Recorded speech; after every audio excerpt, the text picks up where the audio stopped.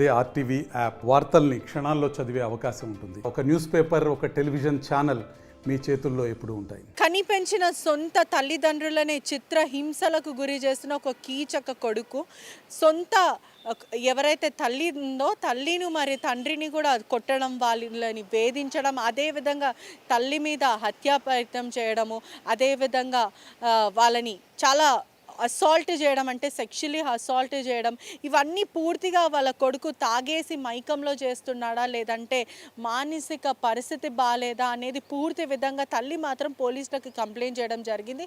నా కొడుకు చాలా చిత్రహింసలకు గురి చేస్తున్నారు, మా మీదనే హత్యా ప్రయత్నం చేస్తున్నాడు, అదేవిధంగా మమ్మల్ని సెక్షువల్లీ అసాల్ట్ చేస్తున్నాడు అని చెప్పి లైంగికంగా వేధిస్తున్నాడని చెప్పి తల్లి ఆవేదన వ్యక్తం చేస్తుంది. ఒకసారి మాట్లాడే ప్రయత్నం కూడా చేద్దాం. తండ్రి కూడా ఇక్కడనే ఉన్నాడు.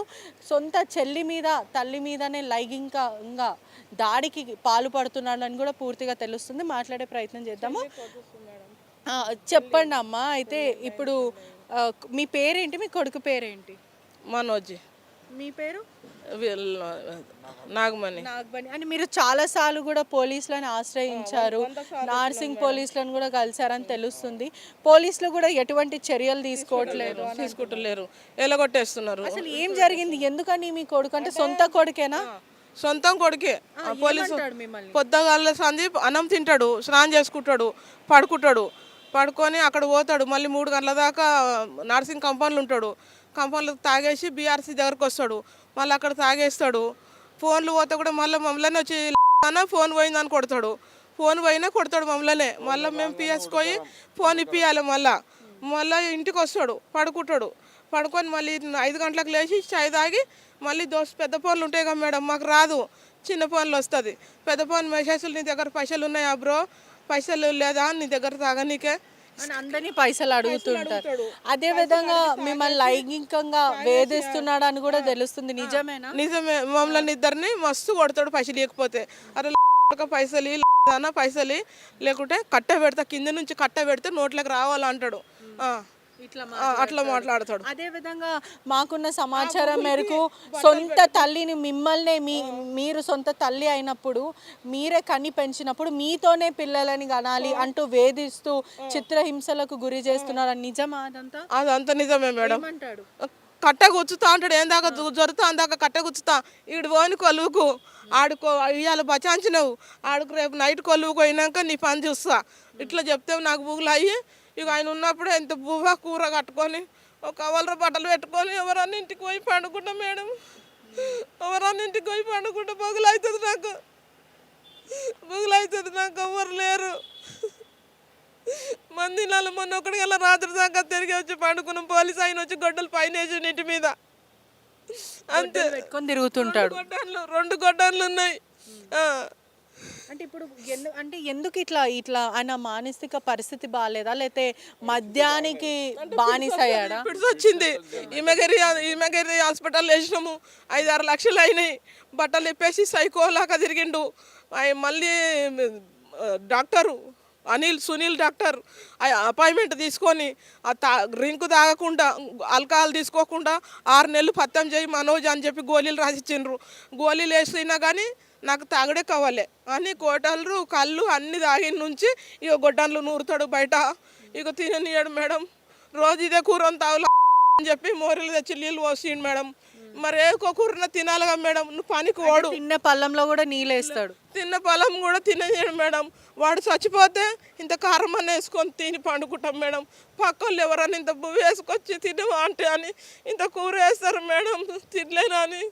రాత్రి పక్క వాళ్ళు బీఆర్ వాళ్ళు ఇంత కాకరకాయ కూర వేసి ఇస్తే తిన్నా. అంటాడా అమ్మ మీతోనే పిల్లలు కనాలి అని అట్లా సొంత కొడుకు అని అట్లా అంటాడా? కిందికెళ్ళి కట్ట పెడితే నోట్లోకి రచ్చిందా కూర్చుతా అంటాడు. ఒక్కొక్కటి పొత్తి కట్ట మీద ఇస్తుంటే నీకు చూడు మజా ఎట్లుంటుంది. ఇట్లా అంటే నీకు బుగులు అవుతుందా కాదా నువ్వే చెప్పు మేడం. ఇక నాకు ముందుగాల పైకాను వస్తుంది మేడం, నేను ముందు పైకాను ఉరుకుతుంది, ఇక బుగులు అవుతుంది మేడం, నాకు భయం అవుతుంది. ఎందుకని ఇట్లాంటి అతన్ని ఎవరు చూసుకొని అట్లా ఎవరు ఆయన చెప్తాడు, కొట్టు అంటాడు మా ఆయన, చెప్పు దాన్ని కొట్టు అంటాడు. నా మొగడ వికలాంగుడు, కొడతాడు. ఇల్లు కూడా మీరున్నది మీదేనా సొంత మీద? నాయన ఇందిరమ్మ ఆపరేషన్లు అప్పుడు నాయన చెప్పించుకుండు. మా ఆయన హుషారుండు. నా బిడ్డకి ఇల్లు లేదని మా నాయన ఇల్లు ఇప్పించిండు. మొన్న పోలీస్ స్టేషన్లో ఇల్లు ఇప్పించిన అని చెప్తే పోలీసు వాళ్ళు తిట్టిర్రు, నువ్వు ఇప్పించినావురా బే అని లాకప్లు అయ్యిరా, ఇద్దరు లాకప్లు అయ్యిండ్రి. ఆ ముత్తాతలు మా తాతలు సంపాదించిన పొలము అని నేనే తిట్టిన వాడుకోని. ప్రయత్నం కూడా చేస్తాడు మావాడు అన్నాడు. చాకులు పెట్టుకుంటాడు మేడం, ఇక్కడ చాకులు పెట్టుకుంటాడు మేడం. ఇంట్లో కూర్చోకోనికి కూడా ఎవరన్నా పిల్లలను బయట నిలబెట్టి నేను టాయిలెట్ పోసి వస్తా అని చెప్పి ఊరికి టాయిలెట్ పోసి మళ్ళీ బయటకు వస్తా. బయట ఒక రూమ్ కాల్ చేయించిన మేడం. అనుదినం మీకు గండమే, ఇంకా అనుక్షణం భయపడతా. అంటే మీ ఇంట్లో మీకే భద్రత లేకుండా అయిపోయింది ఇప్పుడు. ఎవరు రారు మరం, ఎవరు రారు కొట్లాడుతుంటే. నీ కొడుకు ఎందుకు వస్తున్నారు చూస్తున్నారు, ఎందుకు వస్తున్నారు అని అంటాడు మేడం. అందరిని మొత్తం అక్కడ ఉన్న కాలనీలు అందరినీ కూడా భయాందోళనకి చెందుతాడు. అందరిని ఎవరైనా మిమ్మల్ని రక్షించే ప్రయత్నం చేసినా వాళ్ళని బెదిరించే ప్రయత్నం చేస్తూ ఉంటాడు. అంతే మేడం. పోలీసులు ఏమంటున్నారండి అసలు? వాళ్ళు ఏమంటున్నారు? పోలీసులు యాక్షన్ తీసుకుంటే లేరు. 5 సార్లు ఫోన్ చేస్తే కట్ చేసేసారు, వస్తలేరు. మొన్న వ్యాన్ వచ్చి తీసుకోవాలి కదా, వ్యాన్లో మీరు ఆటోలో రండి. ఎందుకు ఇచ్చింది గవర్నమెంట్? నీకు బండి ఎందుకు ఇచ్చింది? మీకు బండి ఎందుకు ఇచ్చిండ్రు? 50 బండ్లు ఎందుకు ఇచ్చిండ్రు కేసీఆర్? అంటే ఏమంటారు, ఇట్లా లైంగికంగా అదే విధంగా మమ్మల్ని హత్యా ప్రయత్నం చేస్తున్నాడు అని ఇవన్నీ చెప్పినాక కూడా పోలీసులు ఎందుకని మీకు భద్రత ఇవ్వకుండా, మీ కొడుకుని అరెస్ట్ అదుపులోకి తీసుకోకుండా, అట్లీస్ట్ ఆయనకు ఒక కౌన్సిలింగ్ ఇవ్వకుండా ఎందుకని నార్సింగ్ పోలీసులు అంతా నెగ్లిజెన్స్ ఎందుకు చూపిస్తున్నారు? వాళ్ళు తీసుకుంటలేరు మేడం. పైగా తీసి మేము డోలు వేసుకున్నాం, గొడ్డాలు నరుకుతున్నాడు డోలరు. ఆయన పోలీస్ ఆయన ఏమన్నాడు, మాకు బండ్లు లేవు, వెహికల్స్ ఖరాబ్ అయినాయి అన్నాడు. ఇప్పుడు మా పానాలు పోతాయి, గంట ఫోన్ చేసేబట్టి నువ్వు వస్తలేవు, ఇప్పుడు ఫోన్లో కూడా పైసలు అయిపోతాయి, మా పానాలు పోతాయి ఇప్పుడు బస్తులా కూడా అంటున్నాడు. ఆల్రెడీ మీ మీద హత్యా ప్రయత్నం చేసి డోర్లు గొడ్డలు తీసినప్పుడు మీరు పోలీసులకు చేస్తే గంట ఫోన్ చేసినాము, గంట ఫోన్ చేస్తే వెహికల్స్ మొత్తం ఖరాబ్ అయితే వెహికల్స్ తీసుకొని నువ్వు రా, నేను వెహికల్స్కు పైసలు ఇస్తా, ఇక్కడ మా ప్రాణాలు పోతే నీ మీద యాక్షన్ తీసుకుంటాను కూడా అంటే అప్పుడు వచ్చిండు. రాలేరు, గంట సేపు రాలేరు, గంట సేపు ఇంట్లోనే ఉన్నాం మేడం. అంతే. ఆయన వచ్చిన తర్వాత తలుపు తీసినాం, గొడ్డలతో కొడుతున్నాడు. అంటే మీకు ఎంతమంది పిల్లలు ఉన్నారు? కొడుకు మేడం, ఒక బిడ్డ చచ్చిపోయింది అంతే, ఇద్దరు మేడం. ఇప్పుడు పండుకొని కూడా నైట్ డ్యూటీ పోతాడు అంకుల్.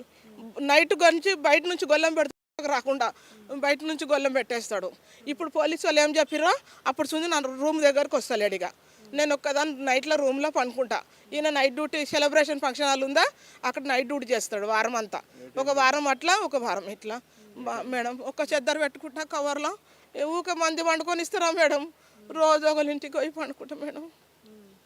ఎవరు దిక్కులేరు మేడం. 4-5 అందుకు అన్నోళ్ళు తమ్ముళ్ళు ఉంటే అవును ఒక దగ్గరికి పోతా మేడం. నేను ఒక్కదాన్నే మేడం, అక్క చెల్లెళ్ళు కూడా లేరు మేడం నాకు. నేను ఒక్కదాన్నే మేడం. అట్లా బండి ఇవ్వాలి, పెట్రోల్కి ఇవ్వాలి, తంబాకుకి ఇవ్వాలి, తాగనీకి ఇవ్వాలి, ఇవన్నీ ఇచ్చి ఊకోడు, వేధిస్తాడు, కొడతాడు. ఇవ్వకపోతే అల్మారి కొడతా అంటాడు. అట్లా అది కూడా దీని మీద యాక్షన్ తీసుకోవట్లేదు. మీ కుటుంబ సభ్యులు ఎవరైనా అతనికి నచ్చజెప్పే ప్రయత్నం అసలు? బావోళ్ళు వచ్చిర్రు, 5 బావోళ్ళు, 5 బావోళ్ళు వచ్చిర్రు బొడబండకేని. మా పాప వాళ్ళ అత్తగారు వచ్చిండ్రు, లేదు ఇంటలేడు. ఏం చేస్తాడు మీరు కొడుకు? అసలు ఏం పని చేస్తుంటాడు? ఫస్ట్ మున్సిపాల్లో చేస్తుండే. ఈయన చెత్త ఎత్తి ఇట్లా చెత్త ఎత్తేటప్పుడు దానికి ట్రాక్టర్ గుద్దుకుంటున్నాడు తాగేసి. నీ కొడుకు రింకు తాగుతున్నాడు, వద్దు, చచ్చిపోతే మా మీద వస్తుంది, అవసరం లేదని చెప్పారు.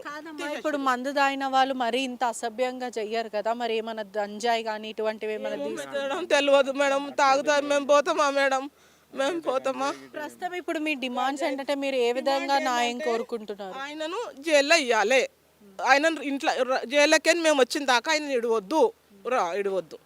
ఇంతకుముందు కూడా అట్లనే చేస్తే మా అన్న, మా బుజ్జి, నా బిడ్డ వేరే దిక్కు ట్రైన్లలో పంపిస్తారంట కదా మేడం, హాస్టల్ ఉంటుంది అంట కదా, అక్కడ పంపించిర్రు. నువ్వు రాకరా, మళ్ళీ వచ్చినాక నువ్వు తిడతావు, అక్కడ పంపించిండ్రు. మా అన్న, మా బిడ్డ వాళ్ళకి అక్కడ పంపించిండ్రు. అక్కడ పంపిస్తే నువ్వు రాకరా, మళ్ళీ అదే మాట్లాడినా, ఇక్కడ చల్ల గాలి దొరుకుతలేదు, ఇక్కడ మంచిగా లేదు, నేను వస్తా అని చెప్పి వచ్చిండు. మమ్మీ వస్తాడంట, మమ్మీ అంటే వస్తే మరి మంచిగా ఉంటాట, అయితే రమ్మని అంటే వచ్చినాక 3-4 వేల మందులు ఇప్పించినాం. తాగనీకి అయ్యి నాకు నొప్పులు ఉన్నాయంటే తాగనీకి ఇప్పించినాక మీకు ఇద్దరు కూర్చోవచ్చి బువ్వ పెడితేనే అంటే నువ్వు ఇవన్నీ తిట్టనీకి వచ్చినావు అని నా బిడ్డ తిట్టింది. ఇదే మాట మేడం, ఇదే మాట. మాకైతే పానానికి చాలా ప్రమాదం మేడం, ప్రమాదమే. మమ్మల్ని ఎప్పటికన్నా చంపేస్తాడు. పోలీసు వాళ్ళు యాక్షన్ తీసుకుంటలేరు. ఇదంతా మా బామ్మడిది నేర్పిస్తుంది ఇవన్నీ. కక్ష సాధింపు మీ మీద కక్ష సాధింపు లెక్క. ఆయనను పిచ్చి చేయాలన్నా ఏ చేయాలన్నా వేసి చేయాలి మేడం. అది వాళ్ళు ఒక్కసారి అందరు సంతకాలు తీసుకుపోయారు మేడం, ఈయనకి జైలు వేస్తామని. మీరు ₹1 ఖర్చు పెట్టేది లేదమ్మా, ఆయనకు మందులు సూదులు అన్నీ ఇస్తారు, మేమే తీసుకుపోయి వేస్తాము అన్నారు. మళ్ళీ వేయలేరు మేడం, ఎవరు పట్టించుకుంటలేరు మేడం. అంతే, మాకెవరు దిక్కులు లేరు మేడం. చూస్తున్నారా, కుటుంబ సభ్యులు కూడా దంపతులు ఎవరైతే తల్లి తండ్రి ఉన్నారో ఆవేదన వ్యక్తం చేస్తున్నారు. సొంత కొడుకే మమ్మల్ని చిత్రహింసలకు గురి చేస్తున్నాడు, అదేవిధంగా మా మీద హత్యా ప్రయత్నం కూడా చేస్తున్నాడు, మాకు ఎవరు కూడా అండగా దిక్కుగా లేదు, తాగి వచ్చి మద్యానికి బానిసై ఇదంతా చేస్తున్నాడు, మమ్మల్ని లైంగికంగా కూడా వేధిస్తున్నాడు అని చెప్పి కుటుంబ సభ్యులు ఆవేదన వ్యక్తం చేస్తున్నాడు. ఇప్పటి వరకు నార్సింగ్ పోలీసులు మాత్రం ఎన్నిసార్లు పోలీస్ స్టేషన్కి వెళ్ళినా అక్కడ పొద్దున్న నుంచి సాయంత్రం వరకు కూర్చోబెట్టుకొని మళ్ళీ మమ్మల్ని పంపించేస్తున్నారు. కానీ మా కొడుకు పైన ఎటువంటి యాక్షన్ అయితే తీసుకుంటలేరు. సరి అయిన చర్య అయితే తీసుకోవాలి. మా కొడుకుకి కౌన్సిలింగే కానీ లేదంటే అతన్ని అరెస్ట్ చేయడమో అదుపులోకి తీసుకోవడమే కానీ లేదా రీహాబిటేట్ సెంటర్స్కి పంపించడం కానీ ఏదో ఒకటి చేయాలి. మాకు భద్రత లేదు, మాకు భద్రత కల్పించండి, మా ప్రాణానికైతే హాని ఉంది అని కుటుంబ సభ్యులు చెప్పడం జరుగుతుంది. పోలీసులు ఇటువంటి వాళ్ళపైన చర్యలు అయితే ఖచ్చితంగా తీసుకోవాలి. ఎందుకంటే ఇటువంటి సెక్షువల్ అసాల్టేషన్ అనేది ఒక తల్లి పైన చాలా దారుణమైన విషయం. అదేవిధంగా దీనిపైన హ్యూమన్ రైట్స్ వాళ్ళు కూడా వీళ్ళకి ఏదైనా కౌన్సిలింగ్ ఇవ్వడం కానీ స్పందించడం కూడా వీళ్ళకి చాలా హెల్ప్ అవుతుంది. పోలీసులు ఇప్పటికైనా కుటుంబాన్ని ఆదుకోవాలని తెలియజేస్తూ కెమెరామ్యాన్ సుదర్శన్తో పెట్రిషా రిపోర్టింగ్ RTV హైదరాబాద్. మరిన్ని వీడియోస్ కోసం ఛానల్ ని సబ్స్క్రైబ్ చేయండి, లేటెస్ట్ అప్డేట్స్ కోసం వాట్సాప్ ఛానల్ ని ఫాలో చేయండి అండ్ లింక్ డిస్క్రిప్షన్ లో ఉంది.